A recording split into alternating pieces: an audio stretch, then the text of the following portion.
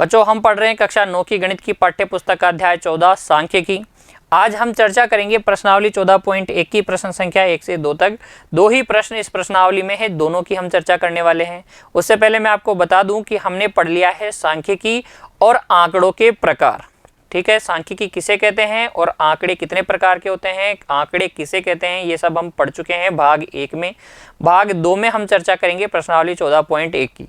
मैंने आपसे कहा था आप खुद से हल कर सकते हैं। अगर आपने हल कर लिए हैं बच्चों तो अब देखिए अपने उत्तरों की जांच कीजिएगा।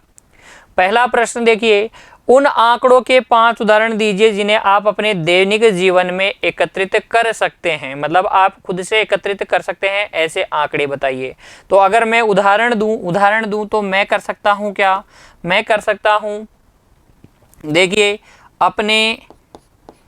अपनी कक्षा के विद्यार्थियों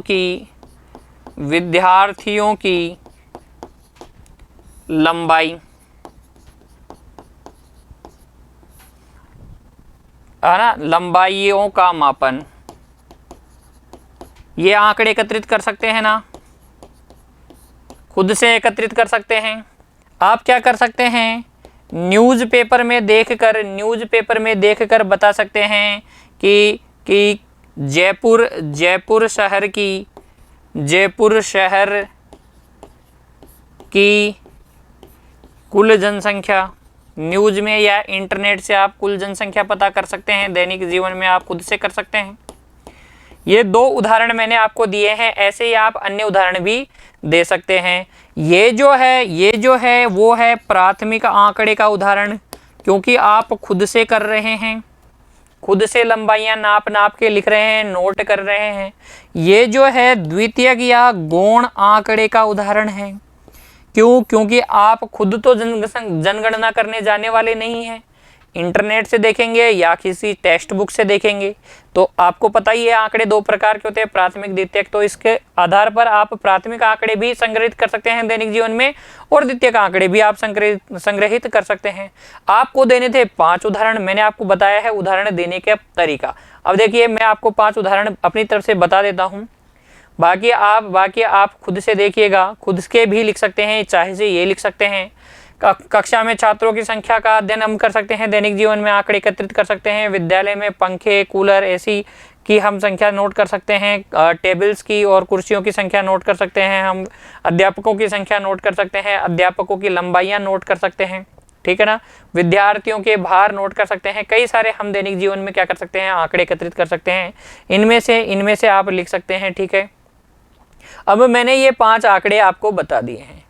अगला प्रश्न देखिए, प्रश्न 1 के आंकड़ों को प्राथमिक या गौण आंकड़ों में वर्गीकृत कीजिए। अगर आपने ये वाले आंकड़े एकत्रित किए हैं तो फिर आप इनको वर्गीकृत कीजिए। अगर आपने कोई और आंकड़े एकत्रित किए हैं तो उनको भी क्या कीजिए, प्राथमिक और गौण में वर्गीकृत कीजिए।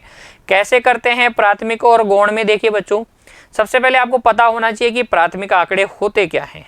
एक बार वापस से चर्चा कर लेते हैं, प्राथमिक आंकड़े क्या होते हैं। यदि कोई अनुसंधानकर्ता किसी उद्देश्य या योजना को ध्यान में रखकर, ये इंपॉर्टेंट बात है बच्चों, स्वयं क्या करे, आंकड़ों का संग्रह करता है तो प्राप्त आंकड़े प्राथमिक आंकड़े कहलाते हैं। जो मैंने उदाहरण दिए हैं उसमें पहला, दूसरा और तीसरा जो है प्राथमिक आंकड़ों का उदाहरण है, क्योंकि हम खुद से एकत्रित कर रहे हैं। द्वितीयक आंकड़े क्या होते हैं या गौण आंकड़े क्या होते हैं, यदि कोई अनुसंधानकर्ता किसी अन्य उद्देश्य के लिए संग्रहित आंकड़ों को अपने अनुसंधान में प्रयोग में लें तो उन आंकड़ों को गौण आंकड़े कहते हैं। सॉरी बच्चों, और जो मैंने आपको बताया उदाहरण उसमें से चौथा और पांचवा क्या है, द्वितीयक या गौण आंकड़ों का उदाहरण है। तो देख लीजिए, टेलीविजन या समाचार पत्रों से खुद तो एकत्रित किए नहीं है, टेलीविजन या समाचार पत्रों से प्राप्त सूचनाओं को खुद के काम में ले रहे हैं तो द्वितीयक आंकड़ा हो गया। शैक्षिक सर्वेक्षण यानी कि सरकार द्वारा जो सर्वेक्षण किया जाता है उससे अगर आप साक्षरता दर के आंकड़े ले लेते हैं तो फिर ये क्या है, द्वितीयक आंकड़ों का उदाहरण हो गया। और ऊपर वाले तीनों आपके लिए क्या हैं, प्राथमिक आंकड़े हैं, खुद से आपने एकत्रित किए हैं। ठीक है, या आप खुद से एकत्रित कर सकते हैं। समझ में आ गया? तो प्रश्नावली 14.1 के दोनों सवाल आपको समझ में आ गए ना बच्चों? ठीक है, मिलते हैं अगले वीडियो में, तब तक के लिए बच्चों प्रैक्टिस करते रहिए, खुश रहिए, धन्यवाद।